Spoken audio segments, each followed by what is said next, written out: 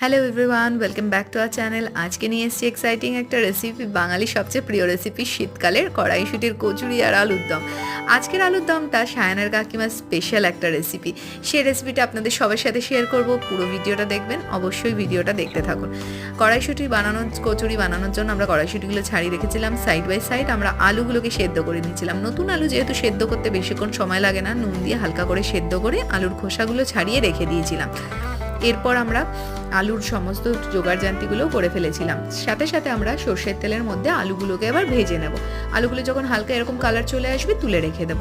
তারপরে আমরা বাকি পেঁয়াজ কুচিগুলোকে ভেজে নেব ধনেপাতার সাথে, এবং এইটাই আমরা তুলে সাইডে রেখে দেবো তেল ছেঁকে। এটাই হচ্ছে এই রেসিপিটা সিক্রেট একটা ইনগ্রিডিয়েন্ট।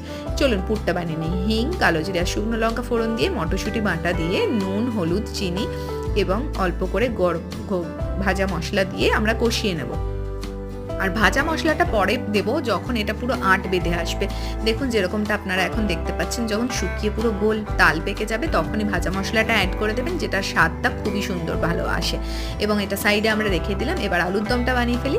আদা বাটাটা তেলের মধ্যে দিয়ে তার সাথে টমেটো পিউরি দিয়ে ভালো করে কষিয়ে নিতে হবে।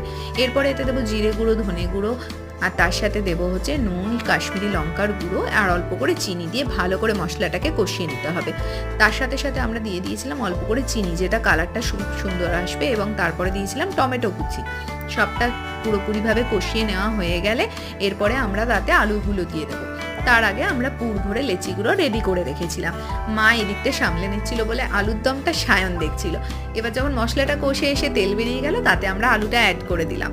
আলুটা অ্যাড হয়ে যাওয়ার পরে কড়াইশুঁটি অ্যাড করে ভালোভাবে আর একটু কষে নিয়ে তাতে পরিমাণ মতো জল দিতে হবে। জলটা যখন ফুটে আসবে তখন ওই পেঁয়াজ ভাজাটা এতে মিক্স করে দিতে হবে। এটাই আরও স্বাদটাকে বাড়ায় যখন ওই পুরটার সাথে পুরোভাবে মিশে যায়। এরপরে আমরা কচুরিগুলো বেলতে লাগলাম। মা বেলছিল আর আমি ভাজছিলাম, আর সায়ন ওদিকে আলুর দমটা সামলাচ্ছিল।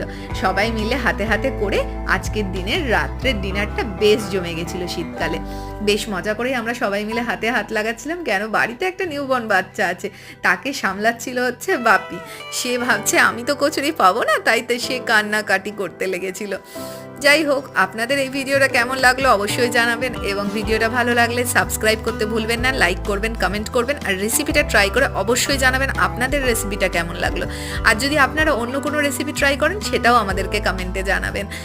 আমিও চেষ্টা করব আপনাদের রেসিপিগুলো ট্রাই করে দেখবার।